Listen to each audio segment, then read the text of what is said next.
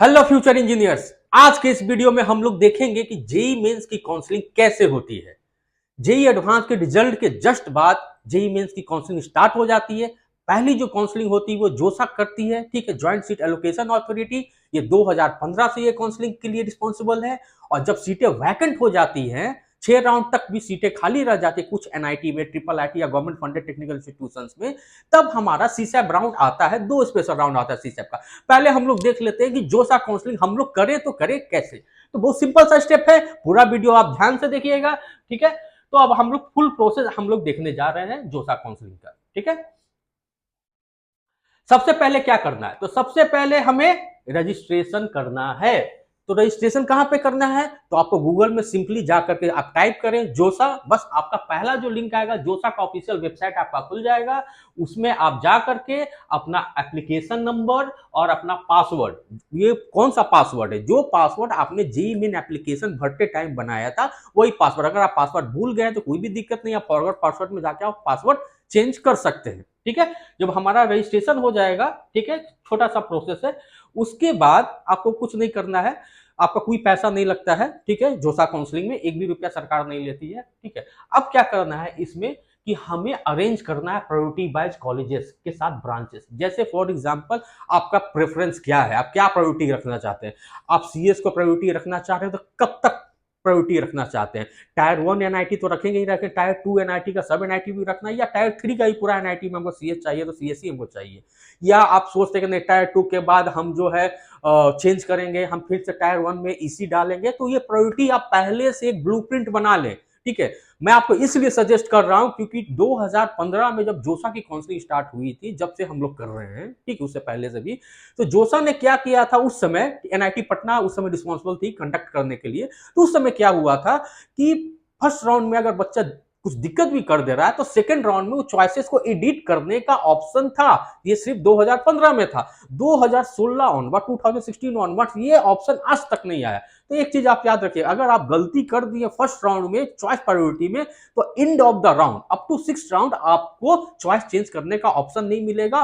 और जो अच्छा आपको सीएस अच्छे जगह मिलने वाला था वो नहीं मिलेगा। हो सके सीसीआई में वहां सीट खाली ही ना रहे, तो आप ये ब्लंडर कर सकते हैं और ये आप पूरा अपना रैंक का खिलवाड़ बना सकते हैं। तो प्रायोरिटी आप दम सही बनाए, सटीक बनाए। अगर दिक्कत है तो दम संपर्क करिए, ठीक है। प्रायोरिटी में गलत कभी मत करिएगा, ठीक है। अब देखिए क्या होता है कि इंजीनियरिंग काउंसलिंग में क्या होता है कि आप जो चॉइसेस आप डालें, मान के चले आप 150 चॉइसेस डालें या 60 चॉइसेस, कितना भी चॉइसेस डालें, एक बार आप सेव कर दिए तो हमेशा अप टू 6 राउंड तक वही सेव रहता है।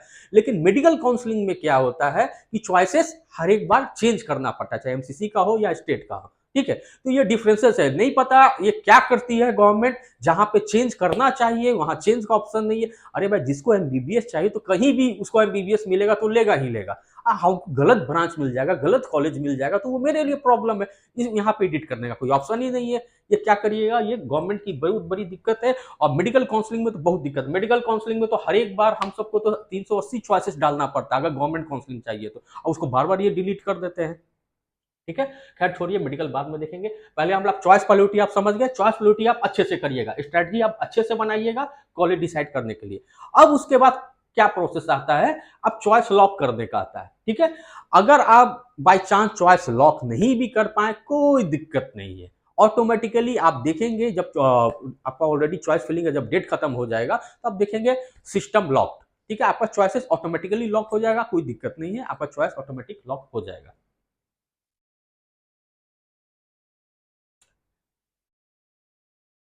अब क्या होता है, सीट अलॉटमेंट। तो सीट अलॉटमेंट कैसे होगा, सीट अलॉटमेंट होगा आपके रैंक पे, फिर आपके कैटेगरी पे, फिर आपके चॉइसेस पे। तीन चीज एल्गोरिदम फॉलो करता है सीट अलॉटमेंट के लिए। पहले तो आपका दिखेगा रैंक कितना है, ठीक है, जेईई मेंस में आपका कितना रैंक है। तो भाई इतने रैंक पे किस कैटेगरी में है आप, उस कैटेगरी में क्या आपको एनआईटी में ये मिल सकता है, वो देखेगा, सर्च करेगा, हाँ उसको लगेगा हाँ ये मिल सकता है सीएस, इसको एनआईटी वारंगल में मिल सकता है, तो आपको अलॉट करेगा। देखेगा कि नहीं मिलेगा, उसके और नीचे जाइए और नीचे जाइए और नीचे जाइए, और देखिएगा जो आपको मिल रहा है वो आपको अलॉट करके वो दे देगा, ठीक है। अब मान के चलिए सीटें हमें मिल गई, तो आपके पास तीन ऑप्शन आएंगे। एक फ्रीज का ऑप्शन आएगा, एक फ्लोट का ऑप्शन आएगा, एक स्लाइड का ऑप्शन आएगा। सिंपल सा मैं समझा दे रहा हूँ। फ्रीज का मतलब क्या है कि भाई मुझे एनआईटी त्रिची में मिल गया सीएस, अब मुझे कुछ चाहिए ही नहीं। तो आप आराम से फ्रीज करें चॉइस को और काउंसलिंग से बाहर हो जाए। अब आपको लगता है कि नहीं हमको यहाँ एनआईटी वारंगल में मैकेनिकल मिला है, हो सके सेकंड राउंड थर्ड राउंड में हमको इससे ऊपर जाएगा, एकदम से ही आप सोचें जाएगा। अगर आपको खराब ब्रांच मिला है तो आप आराम से फ्लोट का ऑप्शन डालें। फ्लोट का ऑप्शन क्या होता है, मान के चले आपको मिला है, आपने बनाया चॉइस फिलिंग किया और आपने 150 चॉइसेस डाले, आपको मिला है 80, माने 80 पे आपको कॉलेज मिल गया। 80 पे जो आप कॉलेज डाले थे, मान के चलिए एनआईटी, कोई भी एनआईटी में, एनआईटी पौंडीचेरी में आपको इलेक्ट्रिकल मिला, लेकिन नहीं नहीं नहीं हमको एनआईटी पौंडीचेरी में इलेक्ट्रिकल हम, हो सके आपको अच्छा मिलेगा, तो हो सके आपको 60 पे मान के चले कोई दूसरा एनआईटी हमीरपुर में आपको सीएस मिल गया, ठीक है, तो ये होता है, ठीक है। तो आप हमेशा फ्लोट का ऑप्शन डालें अप टू 6 राउंड, ठीक है, जिनका रैंक कमजोर है, ठीक है। अब एक आता है स्लाइड का ऑप्शन। स्लाइड क्या होता है कि जैसे फॉर एग्जांपल मुझे एनआईटी राउरकेला में ईसी मिल गया और मेरा घर बगल में है, या मुझे एनआईटी पटना में मिल गया है सिविल, अब मेरा घर बगल में, मैं नहीं चाहता हूँ दूसरा स्टेट में जाऊं, ठीक है, तो मुझे यही एनआईटी में अगर जो भी ब्रांच मिला हो ठीक है चलेगा, लेकिन अगर इससे ऊपर ब्रांच मिल जाए तो और अच्छा हो जाएगा, तो आप आराम से स्लाइड का ऑप्शन डाल सकते हैं। स्लाइड से क्या हो जाएगा, आपको उसी एनआईटी में या उसी ट्रिपल आईटी में या जो भी गवर्नमेंट फंडेड टेक्निकल इंस्टीट्यूशन में जो भी आपको ब्रांच मिला है, ठीक है, उससे ऊपर का ब्रांच अगर आप डाले होंगे तो वो आपको अगर सेकंड राउंड हुआ थर्ड राउंड हुआ तो अगर आपको मिलने वाला है तो मिल जाएगा, ठीक है, तो उस सब में आप स्लाइड का ऑप्शन डाल सकते हैं फॉर बेटर ब्रांच ऑप्शन, ठीक है। फ्लोट में आपका है फॉर बेटर कॉलेज और फ्रीज का मतलब आपका फाइनल सीट हम ले रहे हैं, खत्म। अब जब ये ऑप्शंस हो जाते हैं, ठीक है, अब क्या करना है हमें, अब हमें डॉक्यूमेंट वेरिफिकेशन के लिए जाना होगा। तो डॉक्यूमेंट वेरिफिकेशन में आपका 10th का मार्कशीट, 12th का आपका मार्कशीट आ गया होना चाहिए, 12th का मार्कशीट अपलोड कर देना। अगर कोई आप कैटेगरी आप लगाए हैं जिसके कारण आपको सीट अलॉट हुआ है, ओबीसी हो, एससी हो, एसटी हो, पीडब्ल्यूडी हो, वो कैटेगरी सर्टिफिकेट अपलोड करना है, ठीक है। डेट ऑफ बर्थ प्रूफ आपको डालना है जो कि आपका 10 का मार्कशीट काम करेगा, ठीक है। और एक मेडिकल सर्टिफिकेट आपको बनाना होगा, ठीक है, एक प्रैक्टिशनर डॉक्टर के पास जिसके पास लाइसेंस नंबर क्लियर मेंशन हो, ठीक है। वो टोटल चीजें आपको अपलोड कर देना है साइट पे। उसके बाद जब आपका कुछ दिन के बाद, हो सके 4 घंटा 5 घंटा 1 दिन के बाद आपका लिखाएगा जो डॉक्यूमेंट इज वेरीफाइड। जब आपका डॉक्यूमेंट वेरीफाई हो जाएगा, ठीक है, तब आपको क्या करना है, फीस पेमेंट की तरफ बढ़ जाना है, ठीक है। एक पार्शियल फीस पेमेंट होता है, ठीक है, पार्शियल फीस पेमेंट होता है जो कि मान के चले जोसा कराउंड में कम रहता है। वो पार्शियल फीस पेमेंट कर देने के बाद फिर आपको सीधा कॉलेज रिपोर्ट कर देना है, जो वहां पे आपको कॉलेज मिला है, मान के चलिए आप फ्रीज कर दिया, अब तो आपको खत्म हो गया।